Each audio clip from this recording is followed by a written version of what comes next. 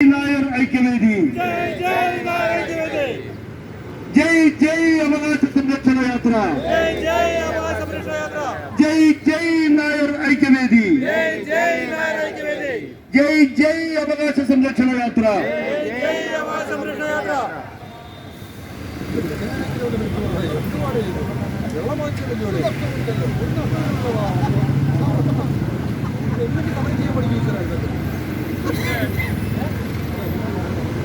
ഇവിടെ വളരെ ആവേശകരമായ മുന്നാക്ക സമുദായത്തിന്റെ സംഗമമാണ് ഇവിടെ നടക്കുന്നത്.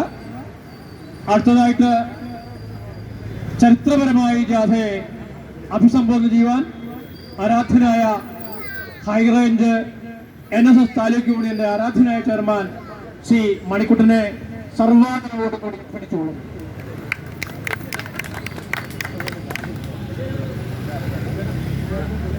ഈ അവകാശ സംരക്ഷണ ജാഥയുടെ ആദരണീയനായ ക്യാപ്റ്റൻ ശ്രീ പെരുമറ്റം രാധാകൃഷ്ണൻ അവർ, ഏറെ ആദരണീയരായ നായർ ഐക്യവേദിയുടെയും വിവിധ നായർ സംഘടനകളുടെയും നേതാക്കന്മാർ, ഏറെ സ്നേഹബഹുമാനമുള്ള മാതാപിതാക്കന്മാരെ, സഹോദരന്മാരെ, സുഹൃത്തുക്കളെ, നമ്മൾ ജനാധിപത്യവും മതേതരത്വവും സോഷ്യലിസവും കൊടികുത്തി വാഴുന്ന ഒരു രാജ്യത്ത് ജീവിക്കുന്ന ആളുകളാണ്. പക്ഷേ ഇന്ന് ഈ സമരം എന്തിനു വേണ്ടിയാണ് നമ്മൾ ചെയ്യുന്നത്?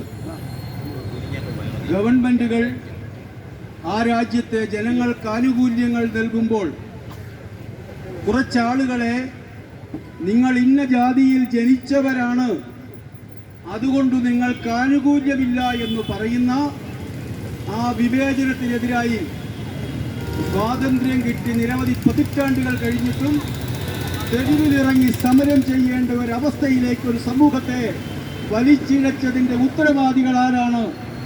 മാറി മാറി വന്ന ഗവൺമെന്റുകൾക്ക് നേതൃത്വം കൊടുത്ത മുന്നണികൾ, ആ മുന്നണികൾക്ക് നേതൃത്വം കൊടുത്ത രാഷ്ട്രീയ പാർട്ടികൾ. ഇവിടെ ഇരിക്കുന്നവർ ബഹുഭൂരിപക്ഷവും ഒരു 50-60 വയസ്സിന് മുകളിൽ പ്രായമുള്ളവരാണ്, കുട്ടികളുടെ അച്ഛനമ്മമാരാണ്. ഈ തലമുറയിൽപ്പെട്ട നമുക്കൊരു ഉത്തരവാദിത്വമുണ്ട്. നമ്മുടെ കുട്ടികളായി ജനിച്ചുപോയി എന്ന ഒറ്റ കാരണം കൊണ്ട് ഈ രാജ്യത്തെ ബഹുഭൂരിപക്ഷം ആളുകൾക്കും കിട്ടുന്ന ആനുകൂല്യങ്ങളും അവകാശങ്ങളും കിട്ടുന്നില്ല എങ്കിൽ അവരെ ജനിപ്പിച്ച രക്ഷകർത്താക്കൾ എന്നുള്ള നിലയിൽ ആ അവകാശം അവർക്ക് പുനഃസ്ഥാപിച്ചു കൊടുക്കുവാനുള്ള ബാധ്യത നമുക്കുണ്ട്. അത് ഈ തലമുറയുടെ ഒരു ബാധ്യതയായി നമ്മൾ ഏറ്റെടുത്തേ മതിയാകൂ. നമ്മുടെ അടുത്ത തലമുറയ്ക്ക് നമ്മൾ ഈ സംഘടനയെ കൈമാറുമ്പോൾ അത് ഈ രാജ്യത്ത് തുല്യനീതിയും തുല്യാവകാശവുമുള്ള, അവന്റെ ഒപ്പം ക്ലാസ്സിൽ പഠിക്കുന്ന മറ്റു കുട്ടികൾക്കുള്ള എല്ലാ അവകാശങ്ങളും ആനുകൂല്യങ്ങളും കിട്ടുന്ന തരത്തിലേക്ക് നമ്മൾ ഈ സംവിധാനത്തെ മാറ്റുകയില്ല എങ്കിൽ നമ്മുടെ അടുത്ത തലമുറയിൽപ്പെട്ട കുട്ടികൾ ആയുധമെടുത്ത് പോരാടുന്ന ഒരവസ്ഥയിലേക്ക് നമ്മൾ തള്ളിവിടേണ്ടി വരും എന്നതാണ് നമുക്ക് ചിന്തിക്കുവാനുള്ള നമ്മുടെ പ്രധാനപ്പെട്ട വിഷയം. നമ്മൾ ഈ ഭരണസിരാ കേന്ദ്രത്തിൽ സമരം ചെയ്യുമ്പോൾ നായർ സമുദായത്തിൽപ്പെട്ട നമ്മളെ സംബന്ധിച്ചിടത്തോളം നമ്മുടെ ഈ അവസ്ഥയ്ക്ക് സർക്കാരുകളും മുന്നണികളും മാത്രമല്ല കാരണക്കാർ. നായർ സമുദായത്തിന്റെ ക്ഷേമ ഐശ്വര്യങ്ങൾക്ക് വേണ്ടി മൺമറഞ്ഞു പോയ ഭാരത കേസരി മന്നത്തു പത്മനാഭൻ ഒരു പ്രബലമായ സംഘടനയ്ക്ക് രൂപം കൊടുത്തു. അദ്ദേഹം പറഞ്ഞു, എന്റെ ലക്ഷ്യം വെറും നായർ സമുദായത്തിന്റെ ഉന്നമനമല്ല, എന്റെ ലക്ഷ്യം രാജ്യത്തിന്റെ ഉന്നമനമാണ്. രാജ്യത്തിന് പുരോഗതി ഉണ്ടാകണമെങ്കിൽ അവിടുത്തെ ഭൂരിപക്ഷ സമൂഹത്തിന് പുരോഗതി ഉണ്ടാകണം. ഇന്ത്യയെ സംബന്ധിച്ചിടത്തോളം ആ ഭൂരിപക്ഷ സമൂഹം ഹിന്ദു സമൂഹമാണ്. ആ ഹിന്ദു സമൂഹത്തിന്റെ പുരോഗതി ഉറപ്പാക്കാതെ രാജ്യത്തിന്റെ പുരോഗതി അസാധ്യമാണ്. ആ ഹിന്ദു സമൂഹത്തിലെ പ്രബല സമുദായമായ നായർ സമുദായം, എന്റെ സ്വന്തം സമുദായം നശിച്ചുകൊണ്ടിരിക്കുന്നു. കൃഷ്ണപക്ഷ ചന്ദ്രിക പോലെ നശിച്ചുകൊണ്ടിരിക്കുന്നു. അതുകൊണ്ട് ഞാൻ എൻ്റെ പ്രവർത്തനം എൻ്റെ സമുദായത്തിൽ നിന്ന് തുടങ്ങുന്നു. നാളെ അത് ഹിന്ദു സമൂഹത്തിന് വേണ്ടിയാകും, അത് ഈ രാജ്യത്തിന് വേണ്ടിയാകും. വെറും പ്രസംഗം മാത്രമല്ല, കർമ്മനിരതനായ അദ്ദേഹം അതിനുള്ള എല്ലാ സംവിധാനങ്ങളും ചെയ്തു. ഏക്കർ കണക്കിന് എസ്റ്റേറ്റുകൾ, 10,000 ഏക്കർ എസ്റ്റേറ്റുകൾ, 100-ലധികം എയ്ഡഡ് വിദ്യാഭ്യാസ സ്ഥാപനങ്ങൾ, ആശുപത്രികൾ, ഓഡിറ്റോറിയങ്ങൾ, ക്ഷേത്രങ്ങൾ, കല്യാണ മണ്ഡപങ്ങൾ, എഞ്ചിനീയറിംഗ് കോളേജ്, പോളിടെക്നിക്ക്, ഒരു ഫാക്ടറി. പുതിയ തലമുറയെ ഓർക്കണം, നായർക്ക് പണ്ടൊരു ഫാക്ടറി ഉണ്ടായിരുന്നു, പന്തളത്ത് മന്നം ഷുഗർ മിൽ. 10 ബ്രാഞ്ചുള്ള കേരള സർവീസ് ബാങ്ക് എന്ന് പറയുന്ന ധനകാര്യ സ്ഥാപനം. ഇതൊക്കെ അദ്ദേഹം ഉണ്ടാക്കി കൊടുത്തതിന്റെ കാരണം അദ്ദേഹത്തിന് നല്ല ബോധ്യമുണ്ടായിരുന്നു. ഈ രാജ്യത്തെ ഈ സംവിധാനം അനുസരിച്ച് സവർണരെന്ന് മുദ്ര കുത്തിയിട്ടുള്ള നമ്മുടെ അടുത്ത തലമുറയിൽപ്പെട്ട കുട്ടികൾക്ക് ഈ സർക്കാരിൽ നിന്നൊന്നും കിട്ടാൻ പോകുന്നില്ല. അതുകൊണ്ട് നായരുടെ അടുത്ത തലമുറയുടെ പ്രബല സമുദായമായ നായർ സമുദായത്തിന്റെ അടുത്ത തലമുറയുടെ ജീവിതം ഉറപ്പാക്കുന്നതിന് ആവശ്യമായ എല്ലാ സംവിധാനങ്ങളും അദ്ദേഹം നായർ സർവീസ് സൊസൈറ്റിക്ക് ഉണ്ടാക്കി കൊടുത്തു. ഒരു ഗവൺമെന്റിന്റെയും ഒരു മുഖ്യമന്ത്രിയുടെയും ഒരു പാർട്ടിക്കാരന്റെയും മുമ്പിൽ കൈനീട്ടേണ്ട ഗതികേട് നായർക്കുണ്ടാവുകയില്ലായിരുന്നു. ഈ നായർ സർവീസ് സൊസൈറ്റി പ്രവർത്തിക്കേണ്ട രീതിയിൽ പ്രവർത്തിച്ചിരുന്നുവെങ്കിൽ. എന്താണ് ഇന്നത്തെ അതിന്റെ അവസ്ഥ? ഭാരതത്തിന്റെ പ്രസിഡന്റ്, ഭാരതത്തിന്റെ ഉപപ്രസിഡന്റ്, ഭാരതത്തിന്റെ പ്രധാനമന്ത്രി, നമ്മുടെ 3ാം ക്ലാസ്സിൽ പഠിക്കുന്ന കുട്ടികൾക്കറിയാം. എന്റെ 3 വയസ്സുള്ള കൊച്ചുമക്കളൊക്കെ പറയും നരേന്ദ്രമോദിയുടെ പേരും പ്രസിഡന്റിന്റെ പേരും ഒക്കെ. വന്ധ്യവയോധികനായ NSSന്റെ ജനറൽ സെക്രട്ടറിക്ക് ഒരു ഭാരതത്തിന്റെ ഒരു വൈസ് പ്രസിഡന്റ് ആരാണെന്ന് തിരിച്ചറിയുവാനുള്ള ശേഷി നഷ്ടപ്പെട്ട അവസ്ഥയിലേക്ക് പോയിരിക്കുന്നു. ഇത് ആരെയാ ബാധിക്കുന്നത്? ഇത് മുഴുവൻ ബാധിക്കുന്നത് നായർ സമുദായത്തെയാണ്. പക്ഷേ മന്നത്തിന്റെ കുടുംബത്തിൽപ്പെട്ട മന്നത്ത് ബാലശങ്കർ, അദ്ദേഹം മരിക്കുന്നതിന് മുമ്പ് കൊടുത്തൊരു ഇന്റർവ്യൂവിൽ അദ്ദേഹം പറയുന്നു, ഇത് വളരെ ആസൂത്രിതമാണ്. പറയുന്നത് നമ്മളാരുമല്ല, മന്നത്തിന്റെ കൊച്ചുമകൻ പറയുന്നു, NSS ജനറൽ സെക്രട്ടറിയുടെ ഈ നിലപാട് ആസൂത്രിതമാണ്. അദ്ദേഹം മന്നത്ത് പത്മനാഭനെ പോലും തമസ്കരിക്കുവാൻ ശ്രമിക്കുന്നു. അടുത്ത തലമുറ മന്നത്തെ പറ്റി അറിയാൻ പാടില്ല. മന്നത്തിന്റെ അന്ത്യവിശ്രമം കൊള്ളുന്ന മണ്ണിൽ പ്രഗത്ഭരും പ്രശസ്തരും വരുമ്പോൾ അത് ഈ ലോകം ചർച്ച ചെയ്യും. അതുകൊണ്ട് അറിയാൻ പാടില്ല. അദ്ദേഹം ആദ്യം തമസ്കരിച്ചത് ചട്ടമ്പിസ്വാമി ഗുരുക്കളെയാണ്. ഇവിടെ അധ്യക്ഷ പ്രസംഗത്തിൽ പറഞ്ഞു, ഈ സംഘടനയുടെ ശാപം ഇതിനൊരു ഗുരുവില്ല എന്നുള്ളതാണ്. ഉണ്ടായിരുന്നു. ഇന്നത്തെ ജനറൽ സെക്രട്ടറി അധികാരം ഏറ്റെടുത്തതിനു ശേഷം അദ്ദേഹം ആദ്യം വെട്ടിയത് ചട്ടമ്പിസ്വാമികളെ. മന്നത്താചാര്യനെ പോലും തമസ്കരിക്കുവാൻ ശ്രമിക്കുന്നു. അടുത്ത തലമുറ NSSന്റെ ചരിത്രം പഠിക്കുമ്പോൾ അവിടെ NSS equals G Sukumaran Nair, മറ്റൊരു പേരും ചരിത്രത്തിൽ ഉണ്ടാകരുത് എന്ന് അദ്ദേഹം ആഗ്രഹിക്കുന്നു.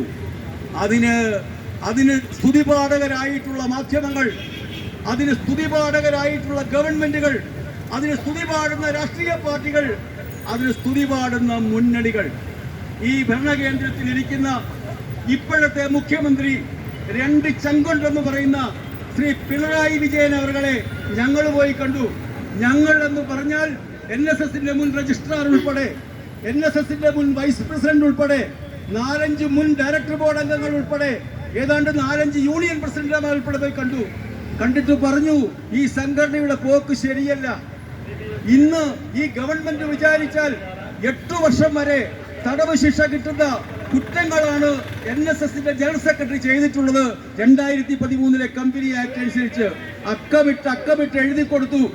അദ്ദേഹം ഇതെല്ലാം വായിച്ചിട്ട് ഞങ്ങളോട് പറഞ്ഞു, ഈ ഭരണസിരാ കേന്ദ്രത്തിൽ ഇരുന്നു കൊണ്ട് പറഞ്ഞു, ഈ ഗവൺമെന്റ് ഒന്നും ചെയ്യുകയില്ല. നിങ്ങൾ പറഞ്ഞതെല്ലാം ശരിയാണ്, എനിക്ക് ബോധ്യമുണ്ട്, പക്ഷേ ഈ ഗവൺമെന്റ് ഒന്നും ചെയ്യുകയില്ല. കാരണം കേരളത്തിൽ അങ്ങനെയാ. ഞങ്ങൾ സഭകളോടോ സമുദായത്തിനോടോ ഒരു വഴക്കിനും പോവുകയില്ല. അത് കമ്മ്യൂണിസ്റ്റ് ആണെങ്കിലും കോൺഗ്രസ് ആണെങ്കിലും കേരളത്തിന്റെ പാരമ്പര്യം അങ്ങനെയാണെന്നാണ്. ഇവിടെ ഒരു ഉദ്യോഗസ്ഥരുണ്ട്, IAS-കാരൻ, രജിസ്ട്രാർ ഓഫ് കമ്പനീസ്. അങ്ങനെയാണ് ഇവരെ നിയന്ത്രിക്കേണ്ടത്. ഞങ്ങൾ അദ്ദേഹത്തെ പോയി കണ്ടു. അദ്ദേഹം പറഞ്ഞു, ഈ ഫയൽ ഞാൻ തുറക്കുക പോലുമില്ല. NSS, SNDP തുടങ്ങിയ സംഘടനകൾക്കെതിരായി പരാതി ഞാൻ തുറന്നു നോക്കണമെങ്കിൽ എന്നോടൊന്നിലോ വകുപ്പ് മന്ത്രി പറയണം, അല്ലെങ്കിൽ മുഖ്യമന്ത്രി പറയണം. ആരാ വകുപ്പ് മന്ത്രി? കോട്ടയംകാരനായ ഒരു മന്ത്രി, ഞാൻ പേര് പറയുന്നില്ല, സുകുമാരൻ നായർക്കെതിരെ പറയുമോ? അതിനുശേഷം 2 ചങ്കുണ്ട് എന്ന് പറയുന്ന മുഖ്യമന്ത്രിയെ കണ്ടു. അദ്ദേഹം പറഞ്ഞ മറുപടിയും ഇതാ, ഇവരാണ് ഇതിന് വളം വെച്ചു കൊടുക്കുന്നത്. ഈ സാഹചര്യത്തിലാണ് SNDPയുടെ ആളുകൾ കോടതിയിൽ പോയി. അവിടെ ഗോകുലം ഗോപാലനുണ്ട്, ബിജു രമേശുണ്ട്, കോടീശ്വരന്മാരാ. 10-15 വർഷക്കാലം കേസ് നടത്തി. ഇപ്പൊ ഞാൻ നമ്മുടെ രാധാകൃഷ്ണനെ കാണിക്കുമായിരുന്നു, SNDPയുടെ കൊല്ലത്തെ ഓഫീസ് ജപ്തി ചെയ്യാൻ പോവുകയാണ് ഗവൺമെന്റ്. ഒന്ന് ആലോചിച്ച് നോക്കൂ, ഈ 10-15 വർഷം മുമ്പ് ഈ ഗോകുലം ഗോപാലൻ ചേട്ടനും ബിജു രമേശ് വന്നത്തെ ഗവൺമെന്റിന്റെ അടുത്ത് പോകുമ്പോ ഈ രജിസ്ട്രാർ ഓഫ് കമ്പനീസിന് 15 വർഷം മുമ്പ് പരിഹരിക്കാവുന്ന ഒരു പ്രശ്നം 15 വർഷക്കാലം കേസ് നടത്തി കോടിക്കണക്കിന് രൂപ മുടക്കിയതിനു ശേഷം ഈ 15 വർഷക്കാലം കൊണ്ട് ആ സമുദായത്തിലെ പുതിയ തലമുറക്കുണ്ടായ നഷ്ടം എത്ര മാത്രമാണ്. നമ്മൾ നടത്തിയ ഹൈക്കോടതിയിൽ കേസ്.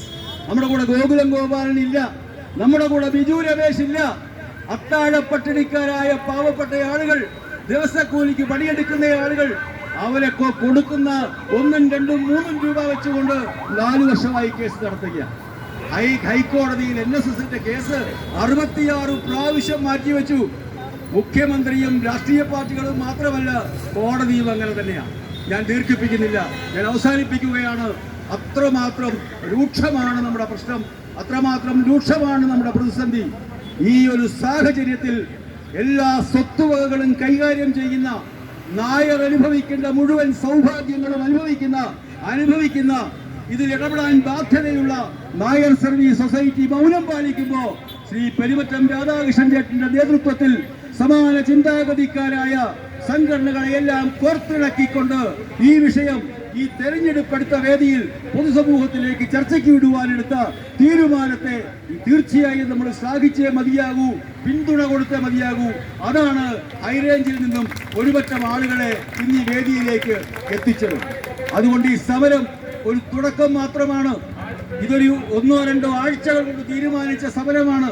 ഞങ്ങളെല്ലാവരും സംശയം പറഞ്ഞു, കുറച്ച് ദിവസമല്ലേ ഉള്ളൂ.